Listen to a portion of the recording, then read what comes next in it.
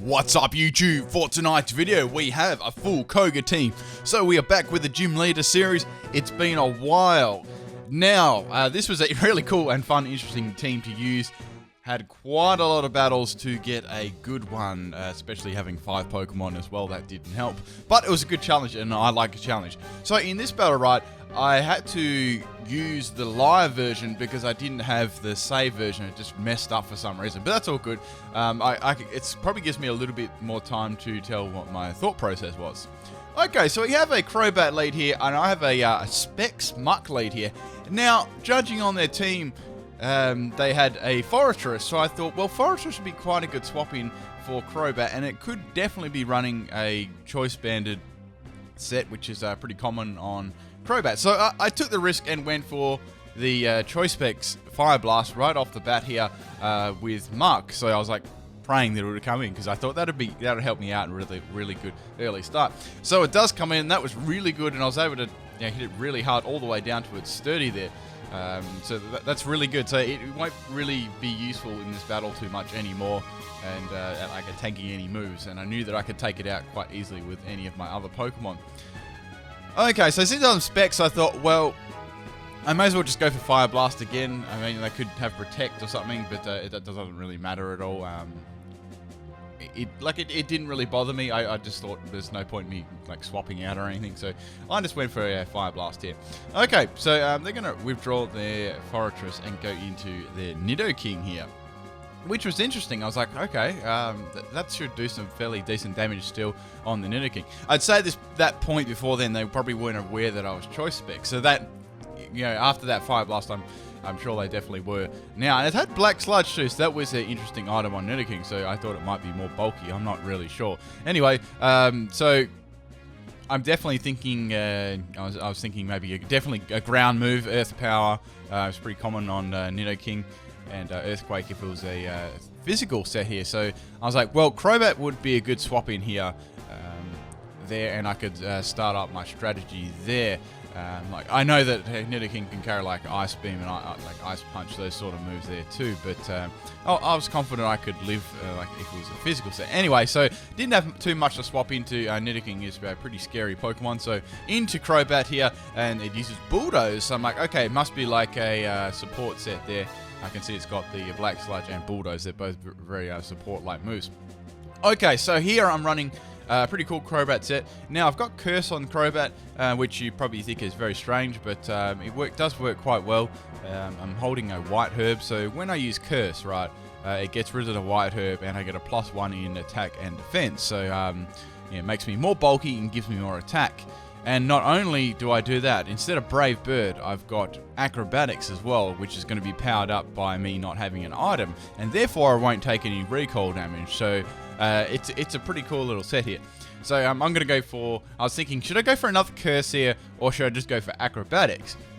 Now, there was a couple of other speedy Pokemon on the team. I thought, well, if I go for another Curse here, I'm going to get outsped and die. So I decided to go for Acrobatics here. Okay, so Sucker Punch isn't going to do really like anything. I've got a +1 in defense too, and that's going to take Nidoqueen out there with that one. It's pretty powerful after the White Herb there.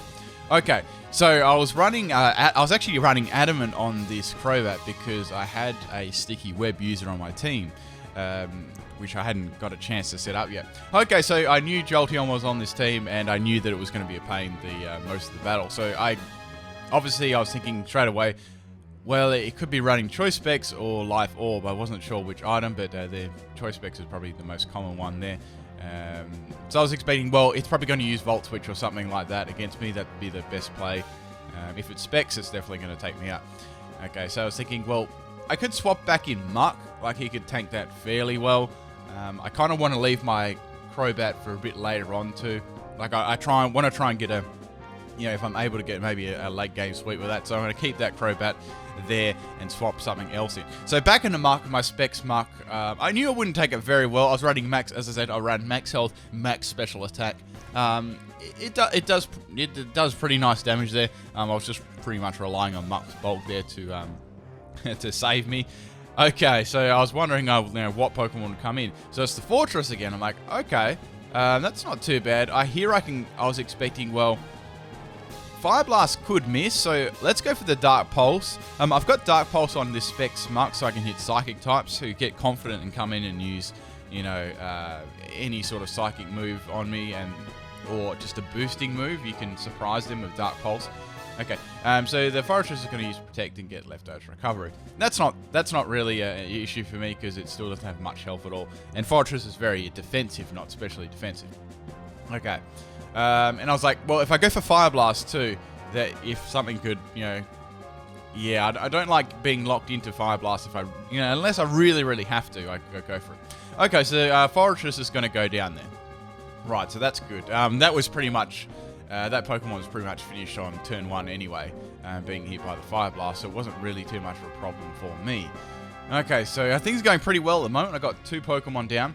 I was wondering what they were going to swap in here. I thought, well, they could swap into the Jolteon again and use Volt Switch, or in this case, they're going to go into Crobat. So I was like, okay, well, either here they're going to go for, they could definitely go for Brave Bird and take me out. I don't have much to check that at all, so I just stayed in. And it's going to go for the Zen Headbutt here, so that's going to be able to hit poison types and stuff like that. Okay, so that's my Muck down. That's okay, though. I didn't expect... I really wasn't expecting Muck to live much else after that. And he did really well there, getting rid of that Fortress. That was annoying. And...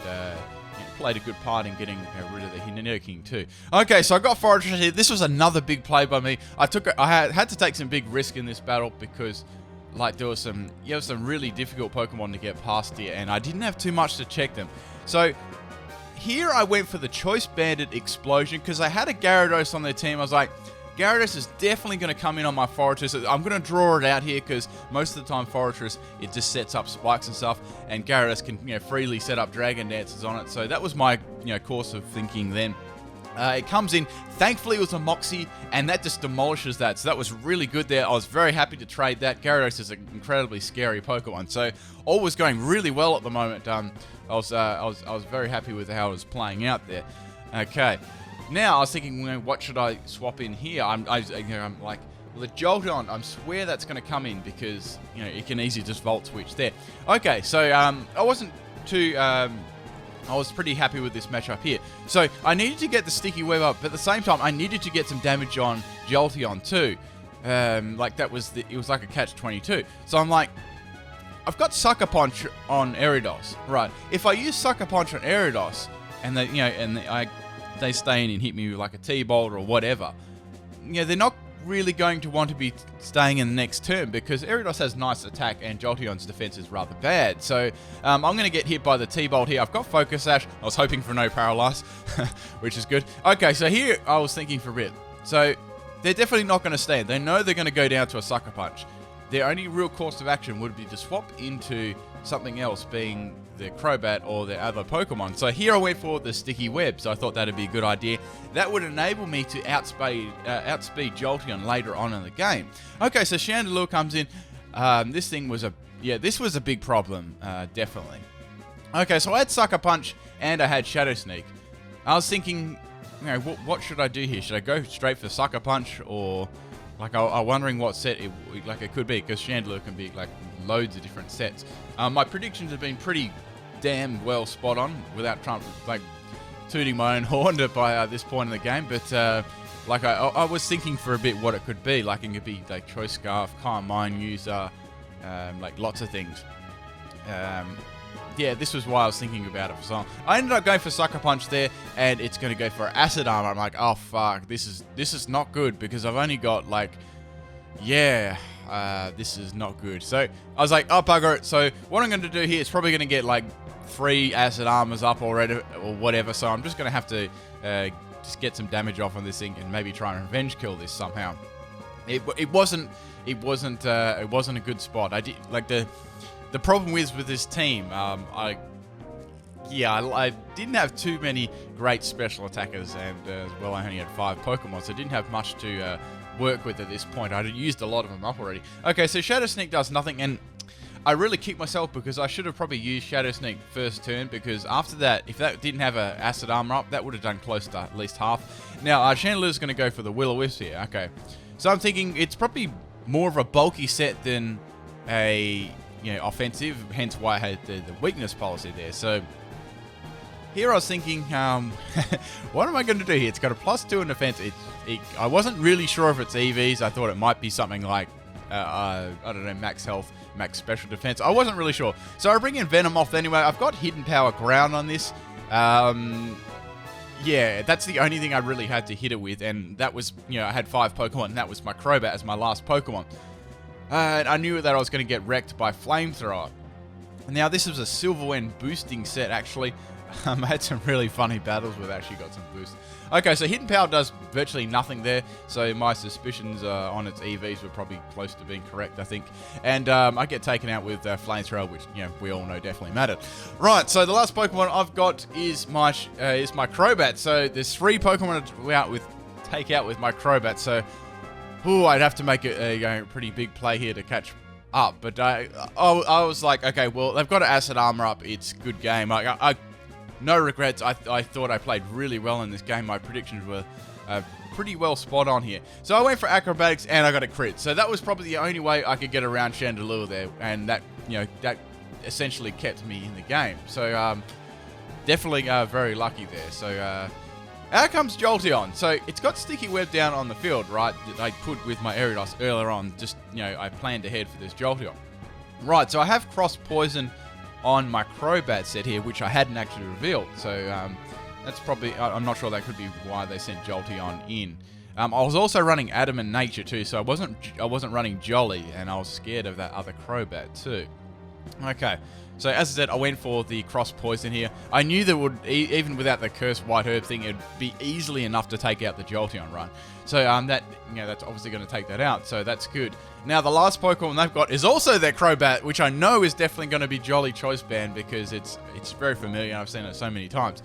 Now I was going over in my head, I was like, I need to get a minimum damage on Brave Bird, and then the recoil damage should be enough for me to KO with Acrobatics, but I need to get recoil damage. Then they actually use Zen Headbutt, and that takes me out. So that was a good game, and a really damn close one at the end. Hope you guys enjoyed this one. Peace out.